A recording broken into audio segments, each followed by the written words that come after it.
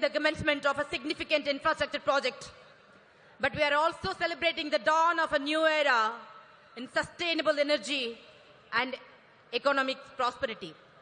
This initiative, with an outstanding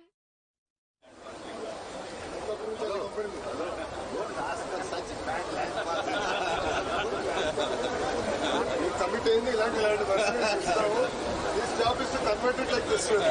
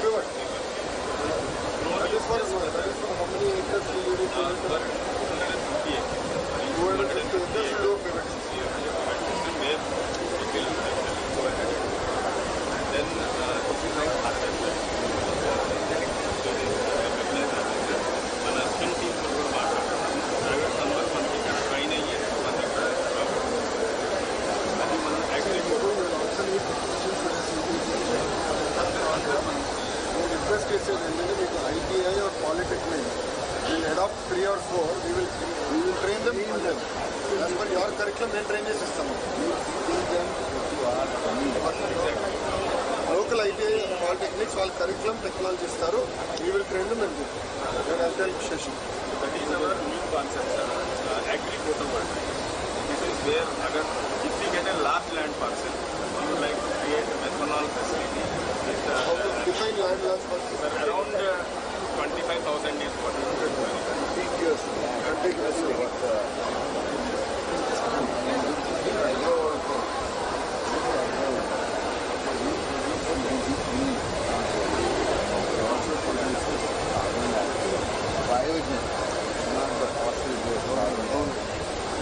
Biogenic carbon dioxide is anywhere in the air. So use the biogenic carbon dioxide and come to the solar to produce power, and then we put an electrolyzer. That hydrogen along with this CO2, the biogenic CO2.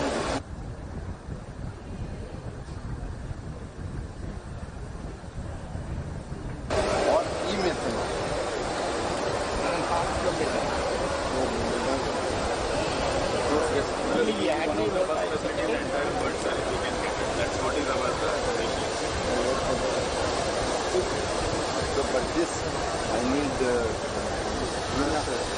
enough. We are getting very good cooperation from Kirti Madam also. Madam is in charge.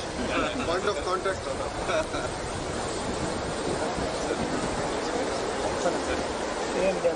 This is our energy plantation model, sir. The one that we have seen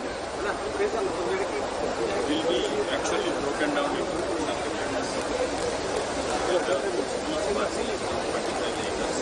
Each parcel 25 acres.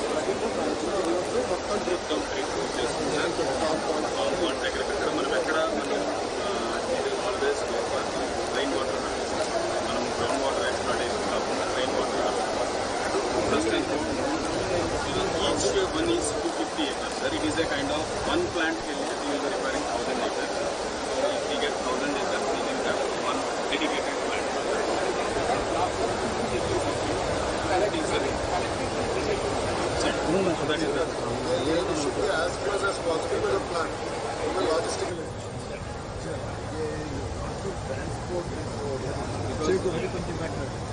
అంటే place ఇమిజీ తయారు చేస్తారు కానీ you should not make them transfer circular economy ఉంటుంది.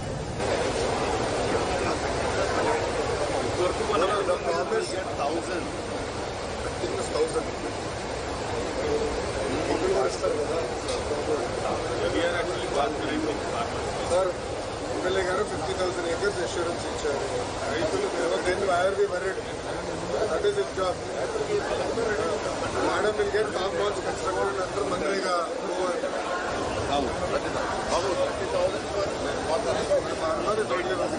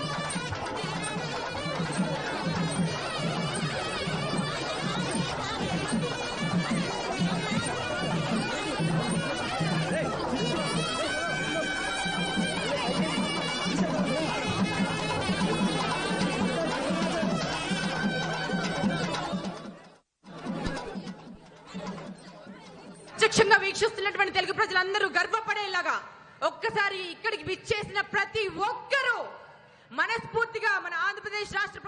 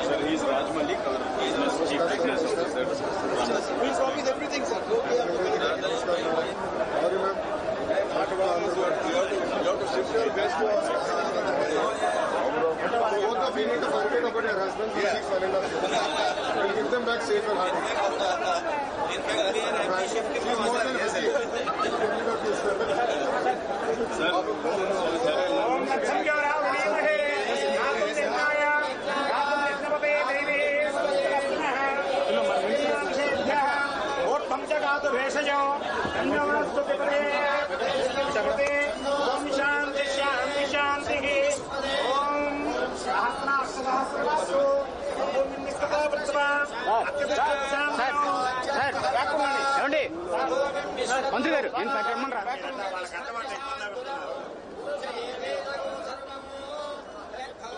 మన Andhra Pradesh industrial power house గా మారడం మీకు ఎంత ఆనందంగా ఉంది ఒక్కసారి మీ అల్లర్ల రూపంలో మీ కేరింతల రూపంలో వినిపించవలసిందిగా కోరుకుంటున్నాను. ఈ ప్రతిష్టాత్మకమైన ప్రాజెక్ట్ ద్వారా ఈ ఎంటైర్ ప్రాజెక్ట్ ద్వారా 2,50,000 మందికి ఉపాధి ఉద్యోగం లభించబోతోంది. ఈ ప్రాజెక్ట్ ద్వారా కొన్ని కోట్ల సంపద, కొన్ని లక్షల కోట్ల సంపద సృష్టించడం జరగబోతోందండి. ఆ కోట్ల సంపద మన దేశ భవిష్యత్తుకి కూడా ఉపయోగపడబోతుంది. ప్రపంచ పటంలో మన ఆంధ్రప్రదేశ్ ని ఒక్కసారిగా తలెత్తుకుని చూసేలాగా, ప్రపంచం విశ్వం మొత్తం మన ఆంధ్రప్రదేశ్ ని తలెత్తుకుని చూసేలా చేయబోయేటువంటి ప్రాజెక్ట్ అండి ఇది. సో ఇంత గొప్ప project Reliance new energy integrated compressed biogas hub ఇక్కడ మన ప్రకాశం జిల్లాలో మన వెనుకబడిన ప్రాంతాన్ని ఎంచుకుని మొట్టమొదటి ఇంటిగ్రేటెడ్ ప్రాజెక్ట్ ని ఇక్కడ స్థాపిస్తున్నందుకు మనస్ఫూర్తిగా మన ప్రభుత్వాన్ని అభినందిస్తూ మీ అందరికీ స్వాగతం పలుకుతున్నానండి. చాలా బ్యూటిఫుల్ ఈవెంట్ జరగబోతోంది ఈరోజు. పెద్దలందరూ రాబోతున్నారు, వారందరూ మాట్లాడబోతున్నారు. అండ్ ఈ ప్రాజెక్ట్ ద్వారా ఎన్ని లక్షల ఉద్యోగాలు సృష్టించబోతున్నాయో, దాని తర్వాత ఎలా కంటిన్యూ కాబోతుందో, ఎన్ని లక్షల కోట్లు మన రాష్ట్రానికి సంపదగా రాబోతోందో వివరించడానికి మన పెద్దలందరూ సిద్ధంగా ఉన్నారు. ఇంకా సేపట్లో మన డైనమిక్ లీడర్ మన లోకేష్ బాబు గారు రాబోతున్నారండి. వారి కోసం మనం వెయిట్ చేస్తున్నామని ఒక్కసారి వినిపిద్దామా మీ చప్పట్ల రూపంలో?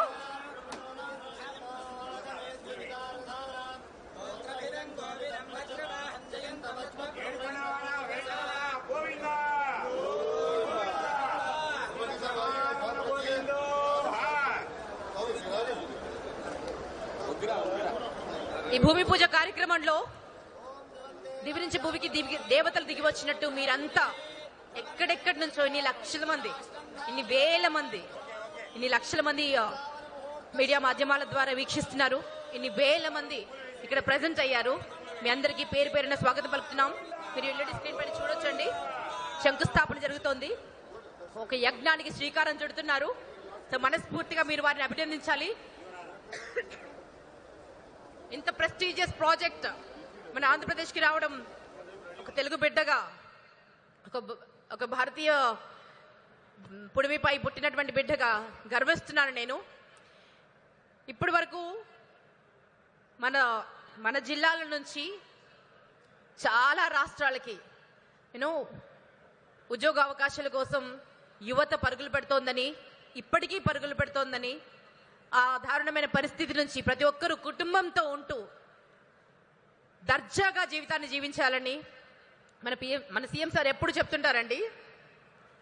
జీరో పావర్టీ తర్వాత బెటర్ లివింగ్ తర్వాత ది బెస్ట్ లివింగ్.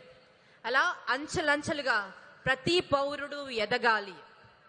తను మాత్రమే కాదండి, తనతో పాటు మొత్తం తను నమ్ముకున్న వాళ్ళందరూ, తను ఎవరికైతే ప్రజాప్రతినిధిగా ఉన్నారో వారందరూ సంక్షేమంతో ఉండాలి, సుభిక్షంగా ఉండాలి, ఆయురారోగ్యాలతో అష్టైశ్వర్యాలతో ఉండాలన్నదే మన సీఎం సార్ కోరిక. ఒక చిన్న నానుడి ఉందండి. ఒక మహావృక్షం జస్ట్ మహావృక్షంగా ఎందుకు నిలబడుతుందంటే, it's not because it was protected by the storms, అంటే తుఫాను నుంచి